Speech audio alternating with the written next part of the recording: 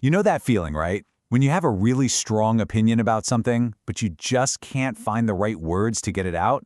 Well, that's exactly what we're going to tackle today. Let's get into how you can share your thoughts clearly and with confidence.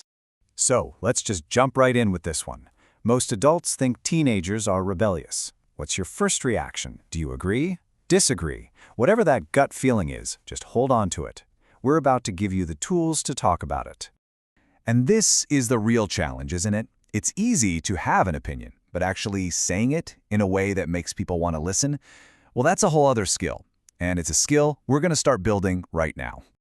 Okay, first things first. To build anything great, you need the right tools. So, we're going to stock up your personal opinion toolkit with some super simple, super effective phrases that'll help you make your point in pretty much any conversation. This is where we start, and we're not talking about some complicated theory here. We're talking about real, practical phrases you can literally start using the second you're done with this explainer. So check these out. You've got your classic, I think. But look at the others, like as far as I'm concerned, or from my point of view. Here's the cool thing about these. They're not aggressive. You're not stating a fact that someone has to fight against. You're just framing it as your perspective. And that simple switch makes people way more likely to listen and share their own view. It opens a door instead of slamming it shut. And here's a perfect example of that in action. Starting with, for me, makes this a personal belief, not some universal truth. It's strong for sure, but it's also an invitation. It basically says, hey, this is where I'm coming from. What about you? So, you've shared your opinion. Great, but what's next? Well, someone's going to respond, and you need to be ready for that. This brings us to the next level of our toolkit, how to agree or disagree without starting a fight. And look how beautifully simple this is. It doesn't matter if you're agreeing or disagreeing, the language is direct, it's respectful, and it's clear. I share the same viewpoint is just as calm and collected as I don't share the same viewpoint. You don't need fancy words, you just need clarity.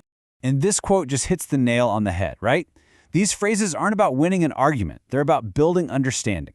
Because so often, how you say something matters a whole lot more than what you're actually saying. Okay, enough talking about it. Let's actually put this toolkit to work. I'm going to throw a few statements at you, and all you have to do is think about how you'd respond. You ready? All right, here's the first one. Young people are irresponsible. What's your first thought? So which phrase would you grab from your toolkit? Maybe you'd say, well, in my opinion, that's a bit of a generalization because, or maybe, I see your point, but from my perspective, see how those phrases immediately change the whole vibe of the conversation? Okay, let's try another one. This one's also pretty loaded. Parents are intolerant and undemocratic.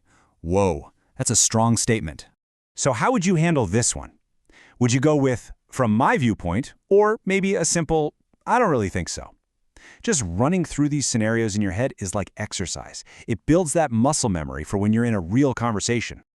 And for our last practice run, here's a big one. You can't be gifted or talented if you're not rich.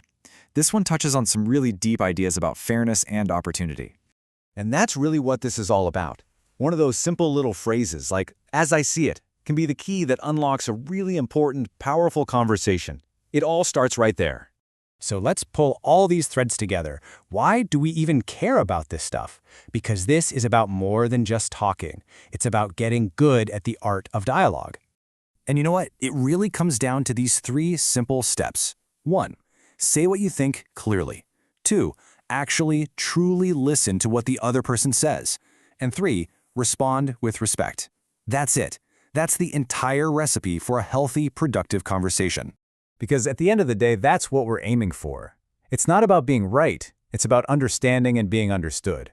These tools help you build bridges between people, not walls. So I'll leave you with a final question to think about. What's one conversation, could be big, could be small, that you can have today? With anyone, a friend, someone in your family, anyone. How can you use these tools to make it just a little bit better? Go on, give it a shot.